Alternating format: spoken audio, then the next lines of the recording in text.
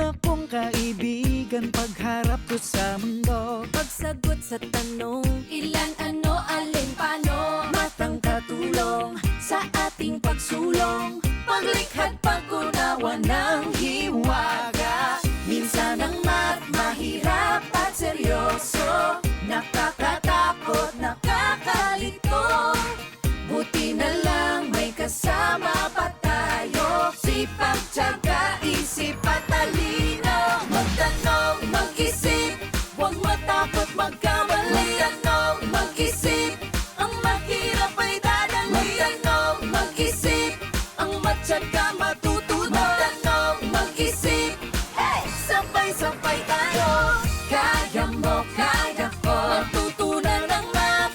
Kaya mo, kaya ko, mag-usap, magsikap. Isip plus tiyaga equals madali. Minsan ang math mahirap at seryoso, nakakatakot, nakakalito. Buti na lang may kasama pa tayo, sipag, tiyaga, isip at talino. Magtanong, mag-isip, huwag matakot magkamali. Magtanong, mag-isip, ang mahirap ay dadali. Magtanong, mag-isip, ang matyaga matutunan. Magtanong, mag-isip, hey! Sabay-sabay tayo. Kaya mo, kaya ko, matutunan ng math. Kaya mo, kaya ko, mag-usap, magsikap. Isip plus tiyaga equals madali.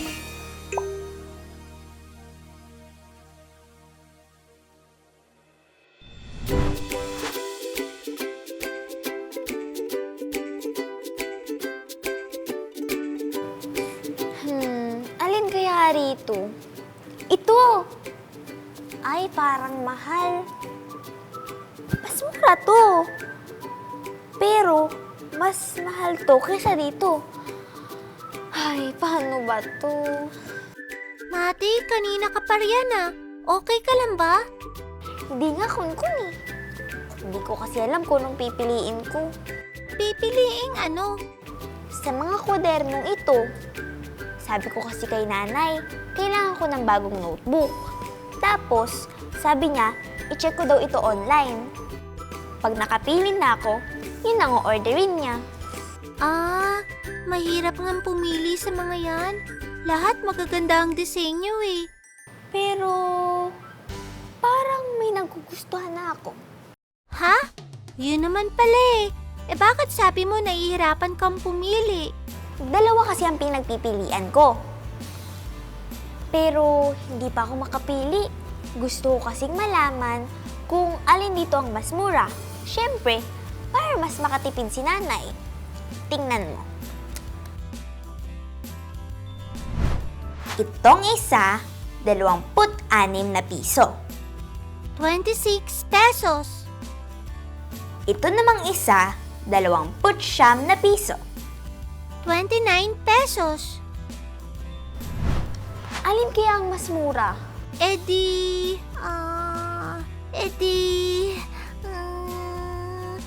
magtanong tayo sa iba. Kay Kuya Robby! Ang Robby's Cube!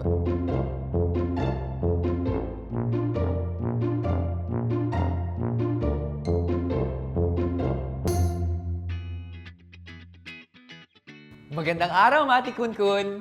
Magandang araw, Kuya Robby! Oo, kumusta kayo? May problema si Mati, Kuya Robby. O Mati, ano yun? Baka makatulong ako. Hindi kasi ako makapili sa mga kwadernong ito. Gusto ko kasing malaman kung alin sa mga ito ang mas mura para makatipid si nanay. Gusto mong ikumpara o ihambing ang mga presyo. Ganun na nga, Kuya Robby. Kung ganon, kailangan lang natin ay tingnan ang place value ng mga bilang. Naaalala ko yan! Yung isahan at sampuan. Yun na nga! Teka, mas madali kung gagamitin natin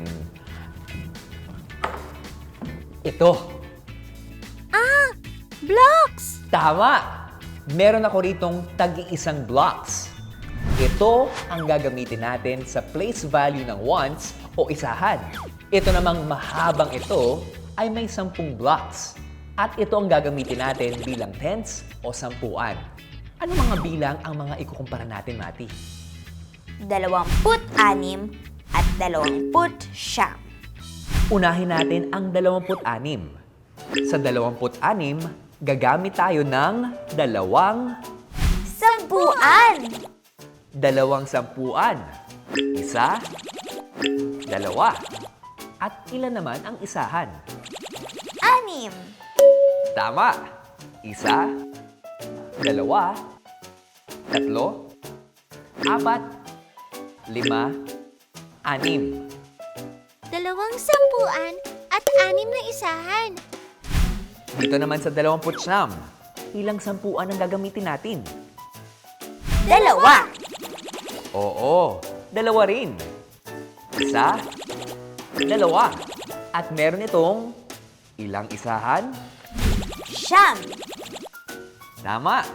Isa, dalawa, tatlo, apat, 5, 6, 7, 8, 9. 2 sampuan at 9 na isahan. Gamit ang blocks na ito, pwede na natin silang ikumpara. Uunahin natin ang sampuan. Ilan ang kanilang sampuan? 2. Parehong 2 ang sampuan nila. Tama! Kung pareho lang, hindi pa natin malalaman kung alin ang mas marami o mas kaunti. Kaya, titignan naman natin ang isahan. Sa 26, ang isahan ay 6. Sa 29 naman, 9. Mas marami ang 9. Ibig sabihin, ang 26 ay mas kaunti kaysa sa 29. Tama! O, 26 is less than 29. Para sa less than, gagamit tayo ng simbolo. Patusok na nakaturo sa kaliwa. 26 is less than 29. Madali lang pala ang pagkukumpara eh. Oo naman. O sige nga, paano kung itong 26 ay dagdagan ko ng isang sampuan? Eh di, 3 na ang sampuan. At 6 pa rin ang isahan. Magiging 36 o 36. Tama!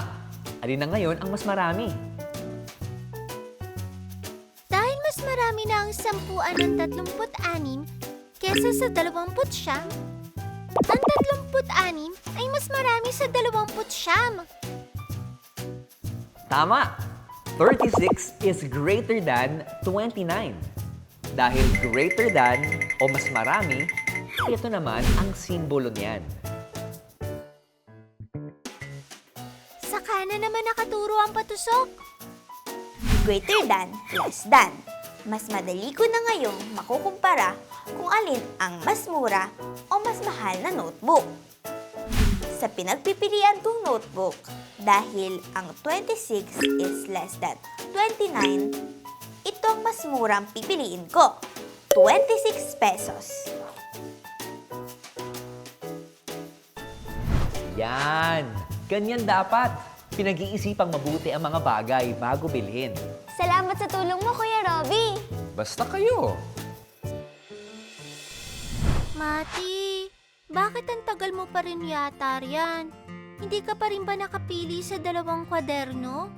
Eh, hindi na lang kasi 2 pinagpipilian ko. Ha? May nakita rin kasi akong ibang maganda at mura. Naku, hindi ba mas mahirap pumili? Hindi naman. May tinuro kasi sa akin si Kuya Robby. Sabi niya, isaayos ko raw ang mga ito mula sa pinakamura hanggang sa pinakamahal. O di kaya, ayusin ko raw ang mga bilang mula sa pinakakaunti hanggang sa pinakamarami. Pinakakaunti hanggang pinakamarami? Ito ang mga presyong pinagpipilian ko. 29, 32, 26 at 23 piso. Dahil pinakakaunti hanggang pinakamarami o pinakamaliit hanggang pinakamalaking bilang ang gagawin natin, hanapin muna natin ang pinakakaunti o ang pinakamaliit na bilang. Pinakakaunti? Ah! 23! Tama! 23. Ilalagay natin ito sa unahan. Alin naman ang pinakamarami o pinakamalaking bilang? E di... 32! Tama! 32 ang pinakamalaking bilang. Kaya, ilalagay naman natin ito sa pinakadulo. Naipwesto na natin ang pinakakaunti at ang pinakamarami. 2 na lang. Alin ang mas kaunting bilang? Ang 29 o 26? E di 26! Tama! Kaya ilalagay natin ang 26 kasunod ng 23. 23, 26, 29, 32. Pinakakaunti hanggang pinakamarami. Tama!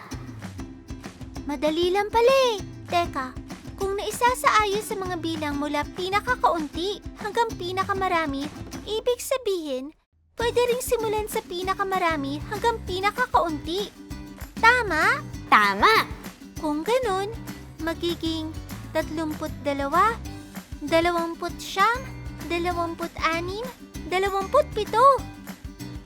Oo! Ngayon, dahil nakaayos na, mas madali nang pumili. Itong 23 piso ang napili mo, tama ba? Hindi eh. Yung 26 na piso. Ha? Bakit hindi yung 23? Di ba yun ang pinakamura? Pinag-aralan ko kasi ng mabuti. Pinakamura nga siya, pero kakaunti naman ng mga pahina. May 50 pahina ito, 23 pesos.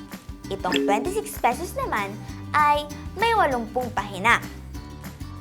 Ang 80 ay mas marami sa 50 o ang 80 is greater than 50. Mas marami ang pahina at mas mura din naman kumpara sa iba. At gusto ko din ang disenyo. Tama ka nga. Hindi ka lang basta-basta namili ng gusto mo.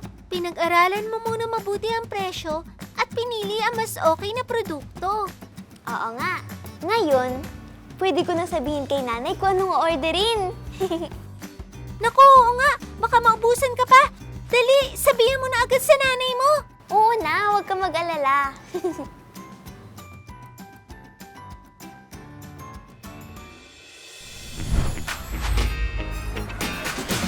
Kaya mo, kaya ko. Matutunan ng magsipag, tiyaga, isip at talino. Magtanong, mag-isip, huwag matakot magkamali.